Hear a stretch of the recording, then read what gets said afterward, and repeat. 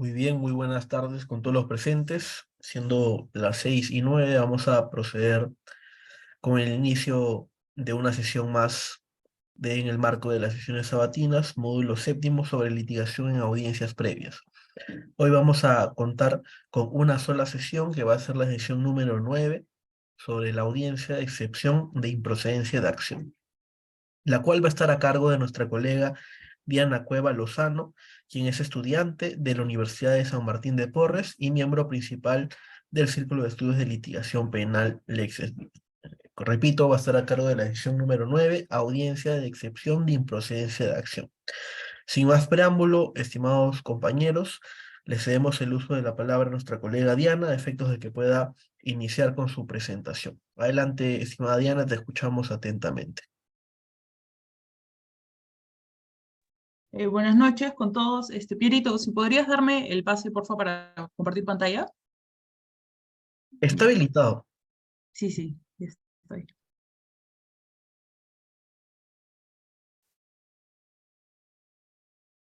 Mm, Ya, ahí está. Confírmame, por favor. Correcto, se logra visualizar. Ya, listo. Bueno, como bien ha señalado Piero, el día de hoy voy a hablar sobre la audiencia de excepción de improcedencia de acción. En primer lugar, hay que establecer que las excepciones son medios de defensa técnica que tiene el imputado para que a través de su defensa técnica, valga la redundancia, pueda impedir temporal o permanentemente la persecución del delito. En ese sentido, Rosas y Ataco, en su Tratado de Derecho Procesal Penal, ha establecido que las excepciones pueden tener efectos dilatorios o perentorios. Dilatorios cuando se impide de manera temporal la pretensión punitiva del Estado, y perentorios cuando se extingue la acción penal y por ende fenece el proceso.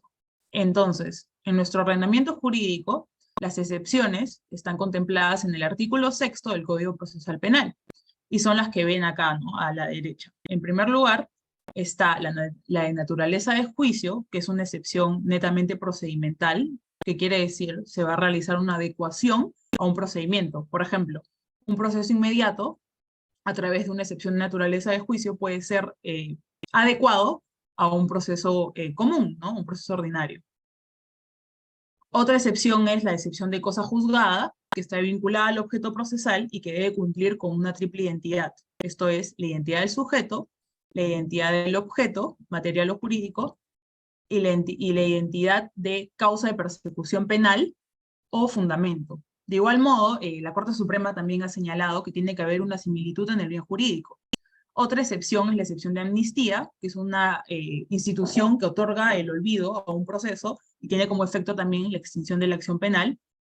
En cuarto lugar está la excepción de prescripción, que está ligado al principio constitucional de un plazo razonable y que comprende, conforme a nuestro Código Penal, su aplicación después de que ha transcurrido el plazo, en el caso de la prescripción extraordinaria, el plazo de la pena máxima establecida para ese delito. Entonces, si tienes un delito que se sanciona con pena máxima de 6 años, la prescripción ordinaria sería de 6 años, como regla general, y de la extraordinaria, la mitad de ese plazo, ¿no? El plazo ordinario más la mitad del mismo. Entonces serían 9 años, y si le sumamos ahora que con la ley 31.751 se ha establecido que la suspensión se da en cualquier caso, o bajo cualquier supuesto, por un año, entonces tendrías que si un delito está penado con pena privativa de libertad de 6 años, la prescripción ordinaria para el mismo sería de 10 años. Ahora bien, sé que ha salido una sentencia de la Corte Superior Nacional en la que ha hecho control difuso y ha inaplicado esta ley por tratarse de un delito de alta criminalidad. Pero bueno, eso es materia de otra exposición. Y finalmente, la improcedencia de acción, que es la que nos aboca.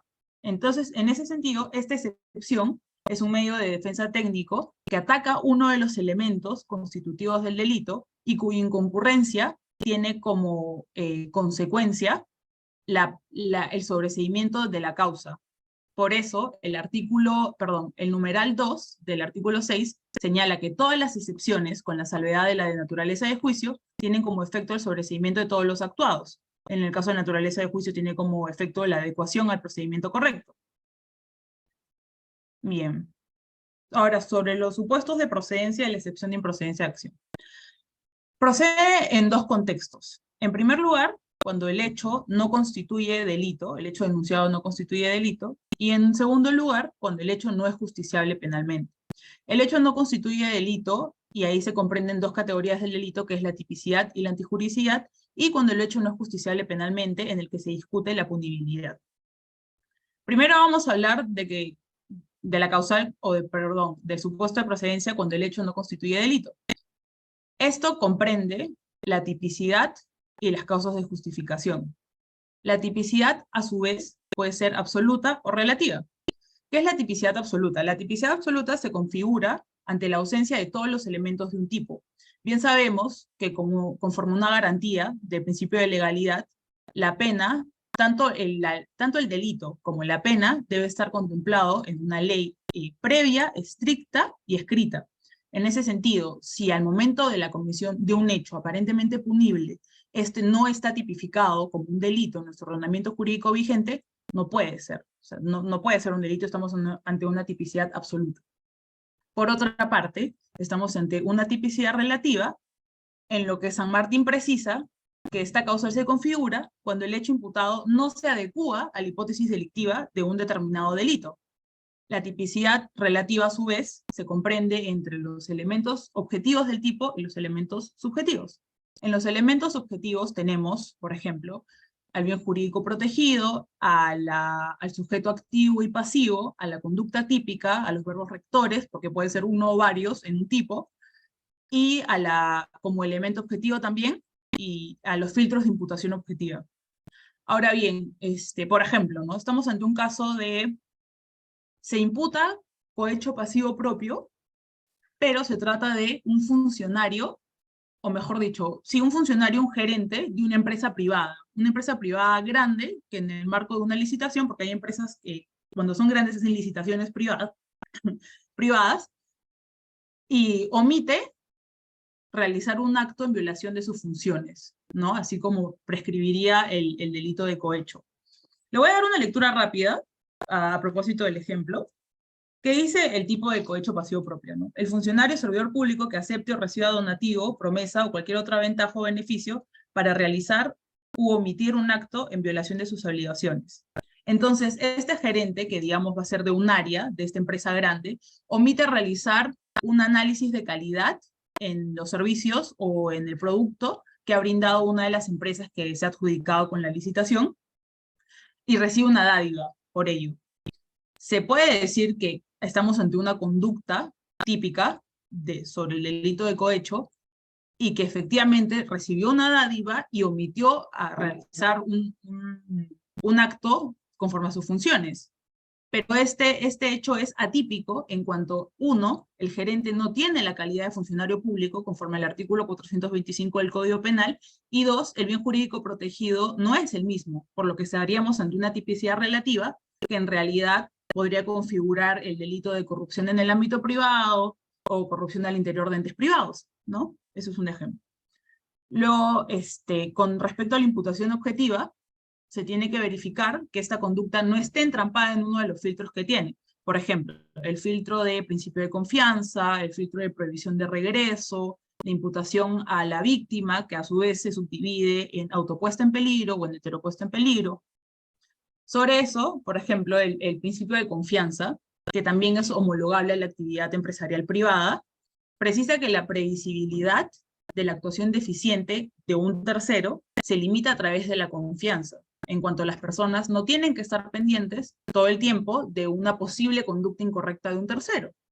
Entonces, si tenemos un caso en el que se ha presentado documentos falsos por parte del gerente de una empresa, o sea, que gerente que evidentemente también es representante legal, un segundo.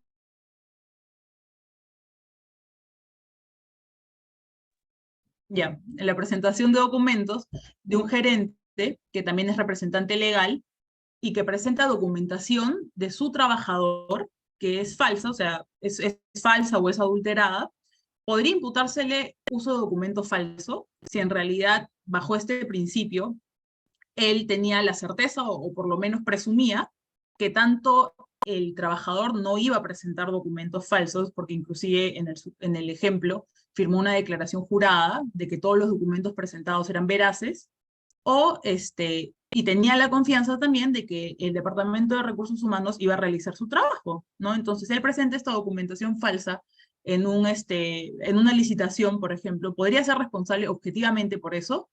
A mi parecer, no.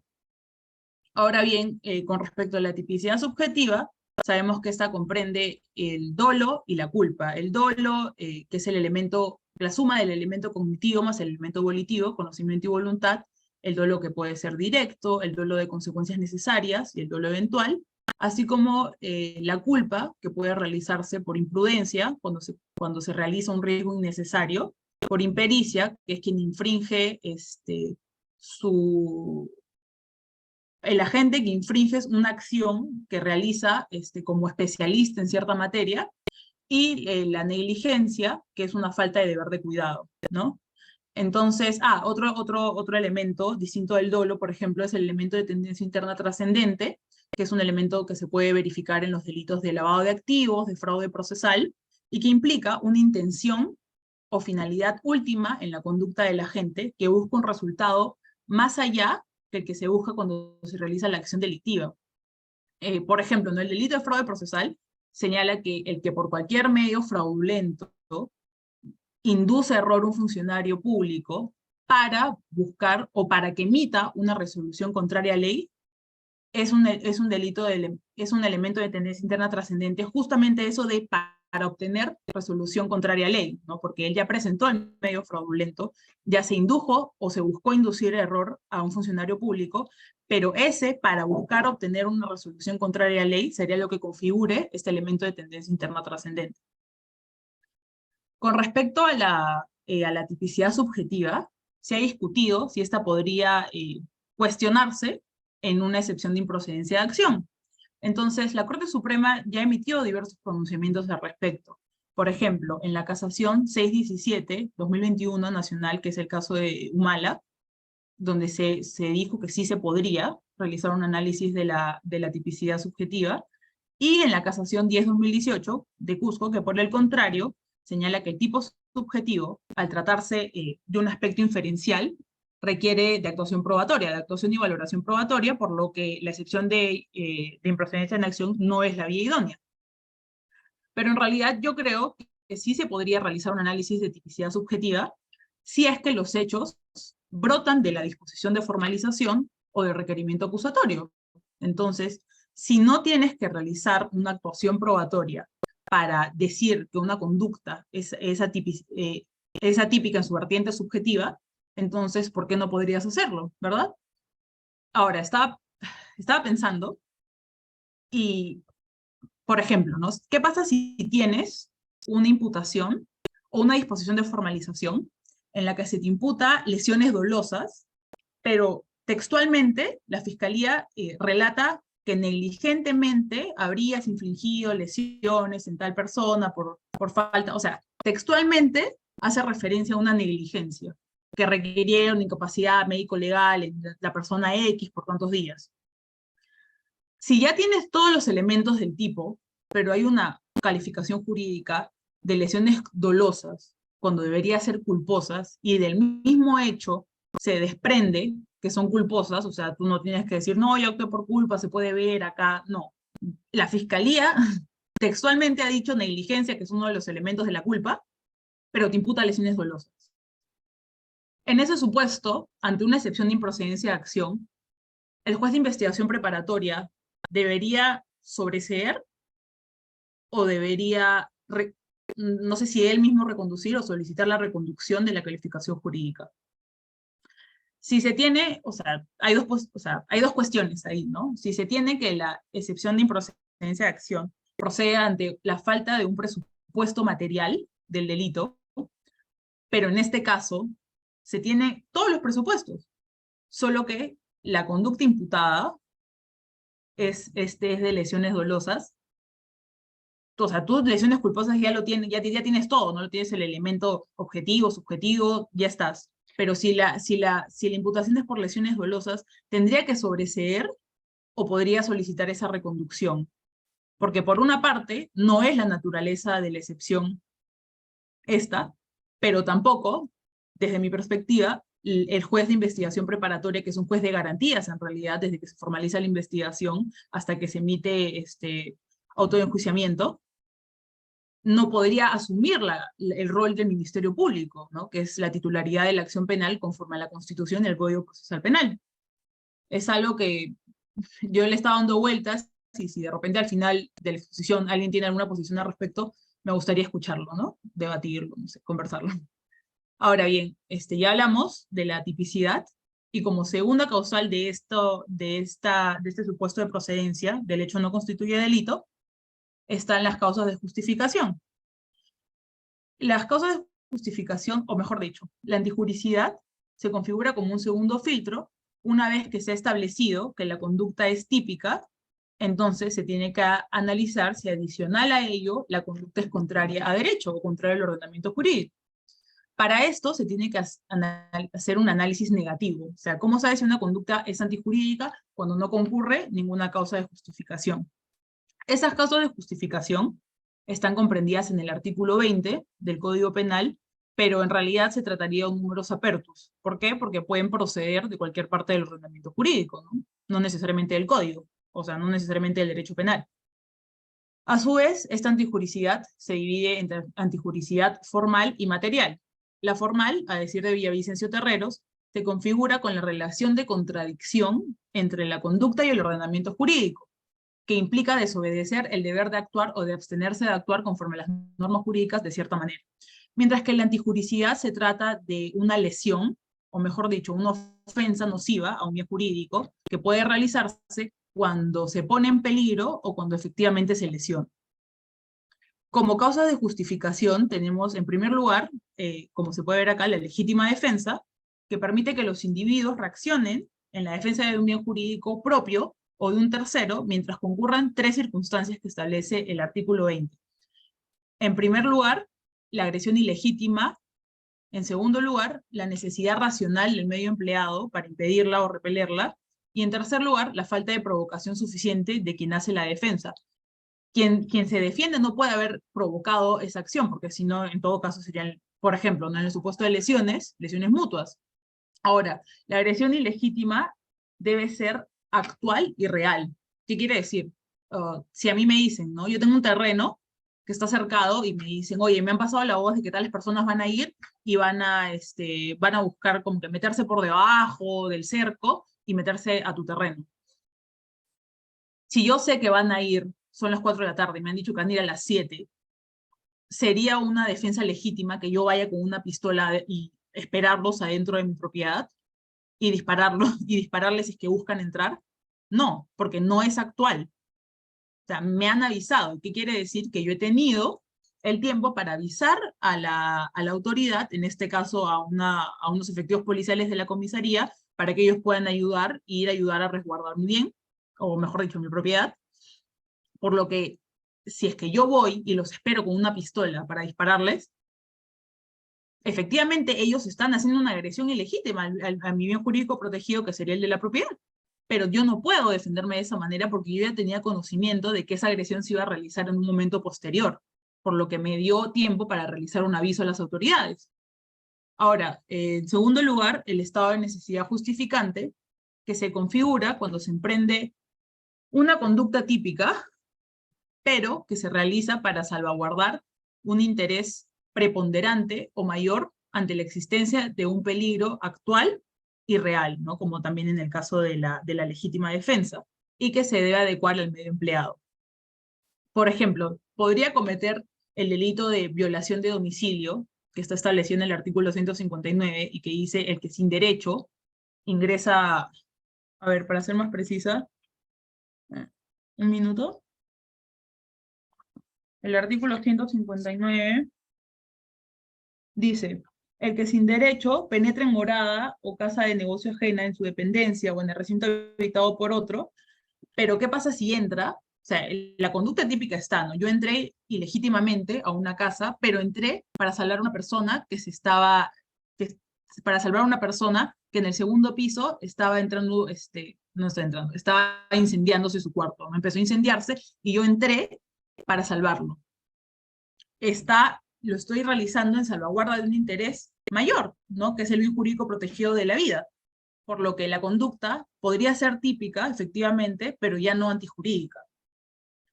Otra causa de justificación es, por ejemplo, el obrar en cumplimiento de un deber.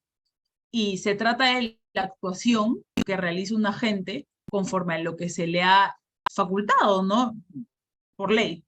Un ejemplo claro de esto es la detención que realizan los efectivos policiales conforme a su reglamento y conforme a los protocolos que ellos manejan de las personas que han encontrado en flagrancia. Ellos efectivamente privan de manera temporal a una persona de su libertad ambulatoria, pero están facultados por ley a hacerlo, por lo que la conducta podría constituirse como típica del delito de secuestro, pero no es antijurídica, porque están obrando en cumplimiento de un deber. Ahora, el segundo supuesto para una excepción de improcedencia de acción procede cuando el hecho no es justiciable penalmente.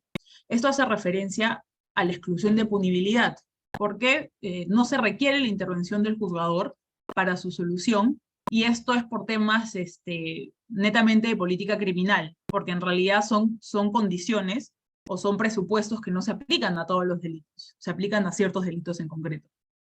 Entonces, primero, por ejemplo, tenemos la ausencia de condición objetiva de punibilidad. El recurso de nulidad 2279-2014 del Callao establece que una condición objetiva de punibilidad en el delito de falsificación de documentos es la posibilidad de un perjuicio, por lo que si esta posibilidad no se representa o no se realiza la posibilidad de perjuicio, no el perjuicio, sino la posibilidad, en el plano fáctico, entonces este delito de falsificación no sería punible. O mejor dicho, no, sí, claro, no sería punible. Luego, por ejemplo, como excusa absolutoria, el artículo 137 del Código Penal establece, o faculta, mejor dicho, al juez a declarar exento de pena en los casos de injurias recíprocas por un altercado acalorado, algo así es el tipo. Entonces, él está facultado para eximir de pena tanto a una de las partes como a ambas. También el artículo 208, que señala que no es reprimible los hurtos, defraudaciones, apropiaciones u otros que se realicen entre cónyuges, concubinos, ascendentes, consorte viudo, hermanos y cuñados si es que viven juntos, sin perjuicio de que se imponga una reparación civil, pero no es punible penalmente. Ahora, y las causas personales de exclusión de la pena. Sobre eso el artículo 406, ¿qué dice? El artículo 404 y 405 regulan el encubrimiento real y personal, pero el artículo 406 señala que en el contexto, o sea, de acuerdo al contexto en el que se ha realizado este encubrimiento personal o real, si la persona que lo realiza tiene una relación estrecha como para excusar su conducta, se excluye de pena. O sea, ese es el supuesto de una causa personal de exclusión. Y como ven, son casos particulares que se realizan por motivos de política criminal, ¿no? Se ha visto innecesaria la intervención de un juzgador, la intervención de una sanción penal. Ahora bien, de manera previa a esto, quería señalar que en este medio no cuestiona la culpabilidad o la imputación personal, que es el tercer elemento que configura un delito, entendido como la capacidad penal y conocimiento del injusto, y por ello se centra únicamente en el hecho desvalorado desde la ley penal, y no en que sea atribuible al autor. Eso quiero decir. Entonces, el planteamiento de esta excepción, tanto el planteamiento de esta excepción por la defensa técnica, como la resolución que realiza el juzgado de investigación preparatoria, debe respetar los hechos afirmados por la Fiscalía sin modificarlos, son inamovibles, negarlos o aumentarlos. Entonces, y tampoco se deben realizar, como ya lo he señalado, la valoración de medios probatorios, puesto que es un análisis netamente jurídico de las categorías del delito que les acabo de señalar. Ahora bien, respecto a los aspectos procedimentales para la deducción de la improcedencia de acción. Esto se puede deducir en dos momentos. En primer lugar, con la formalización de la investigación, y se debería resolver hasta antes de su conclusión. Y en segundo lugar, en la etapa intermedia, cuando se corre el traslado de requerimiento, o sea, acusatorio de sobreseimiento de fiscalía, y ese dentro del plazo de 10 días, ¿no? 10 días hábiles desde notificada el requerimiento correspondiente. En el caso de la formalización, como pueden ver en el PowerPoint, en primer lugar, el fiscal tiene que emitir la disposición. En segundo lugar, el abogado defensor deduce la excepción, previamente debidamente fundamentada, y lo presenta ante el juez de investigación preparatoria, porque una vez que se formaliza la investigación, se da parte o se da a conocer al juez de investigación preparatoria que se ha formalizado la investigación, por lo que se genera un expediente y se abre un... No, se va al cuaderno principal, claro, la formalización es el cuaderno 0. Entonces ahí se presenta la excepción y con eso se abre un nuevo cuaderno. El juez de investigación preparatoria notifica la admisión de la excepción y programa una audiencia a las partes procesales con el auto admisorio en el plazo de no menos de 3 días. Después de eso, se realizará la audiencia con quienes concurran. No es obligatoria concurrencia, por ejemplo, que se presente la defensa, pero sí la fiscalía, y con ello tiene que exhibir su carpeta fiscal, o sea, tiene que traer su carpeta fiscal consigo. Después de que se instala la audiencia, se escuchan los alegatos de las partes y que van en el siguiente orden, ¿no? Primero, el defensor que está deduciendo la excepción. En segundo lugar, la fiscalía, probablemente absolviendo esa excepción. En tercer lugar, el actor civil, si es que está constituido, porque el actor civil se puede constituir hasta antes de la conclusión de la investigación. Entonces, si es que está, puede hacer el uso de la palabra. La persona jurídica, si es que éste estuviera incorporado, o mejor dicho, la defensa de la persona jurídica, y el tercero civil. Ahora, si es que asiste el imputado, se puede cerrar el acto con su intervención oral. Y esto es en función, desde mi perspectiva, al principio de contradicción, ¿no? Y el derecho a ser oído que tiene todo procesado, imputado, investigado en general. Ahora, si esta intervención tiene alguna valoración por parte del juez, probablemente no, porque en realidad es una discusión netamente jurídica, pero lo puede hacer, ¿no? Se puede realizar. Después de eso, la decisión debe ser inmediata o se puede prolongar hasta dentro del plazo de 2 días, y el juez de investigación preparatoria puede retener la carpeta fiscal por 24 horas. Después de eso, si se declara fundada, como he señalado, se declara el sobreseimiento y el archivo de todos los actuados. Si se declara infundada, se puede apelar, sí, pero no tiene efectos suspensivos, que quiere decir que la investigación preparatoria continúa. Si la apelación se declara infundada, no afecta en nada, sigue la investigación preparatoria, y si se declara fundada, se tiene que declarar el sobreseimiento del proceso.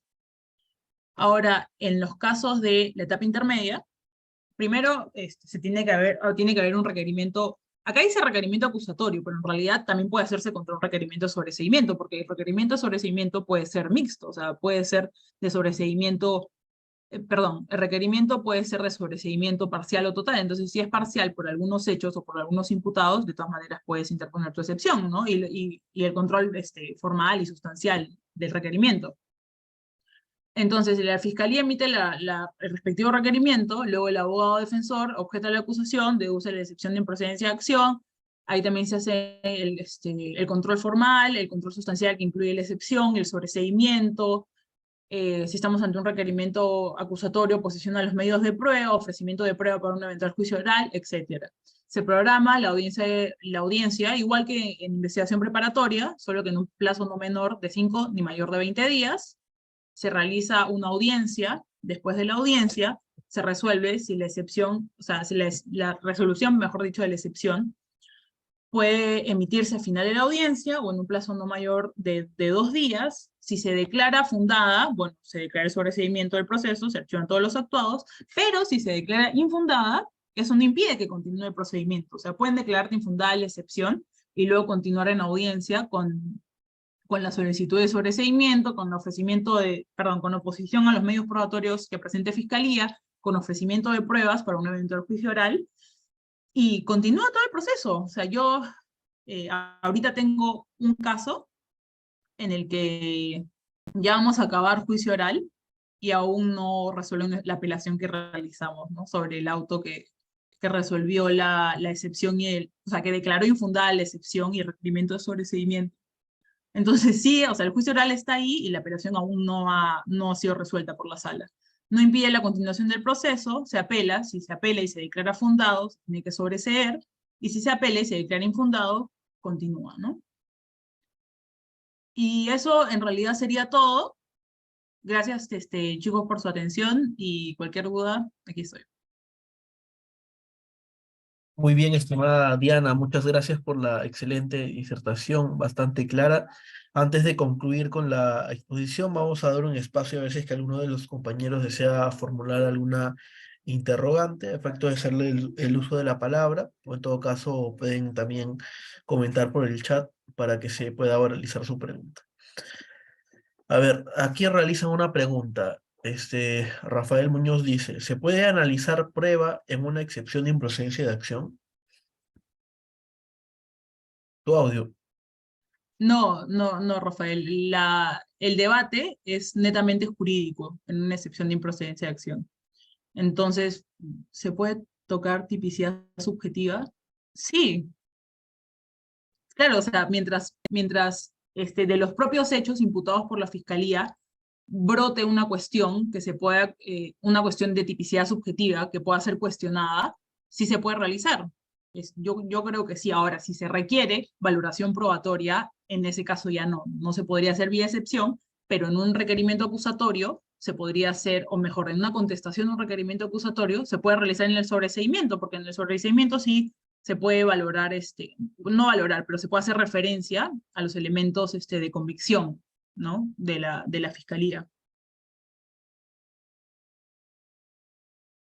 Bien, Diana, a ver, Rafael, No se, respondiendo a tu pregunta, dice, entonces no se puede analizar prueba para poder analizar la tipicidad de un delito.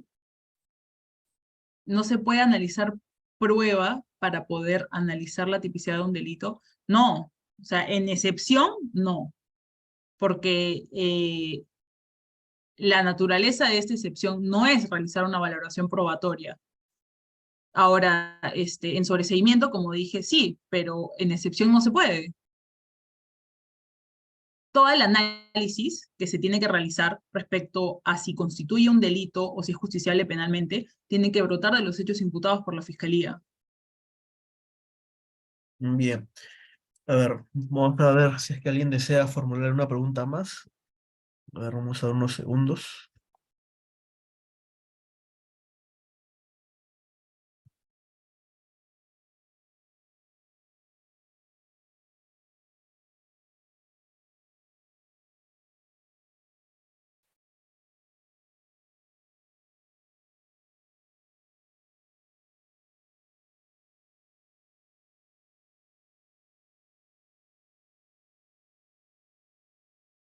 Me parece que no hay más preguntas, de manera tal que recalco nuevamente las felicitaciones, estimada Diana, por la excelente exposición. Ha estado bastante interesante, muy clara también la explicación. Así que en nombre del Círculo de Estudios de Litigación Penal Ex Vita, te hacemos extensivo nuestro agradecimiento por la exposición brindada. Eso sería todo por el día de hoy. Como señalábamos, amigos, hoy solo vamos a hacer una sola sesión, así que habiendo concluido esta disertación, estamos concluyendo con la sesión programada. Que tengan todos buenas noches, un buen sábado y gracias a cada uno por su asistencia. Y a Diana nuevamente agradecerle por su exposición. Muchas gracias, chicos, y Diana. Buenas noches con todos. Buenas noches, chicos. Gracias, Espíritu.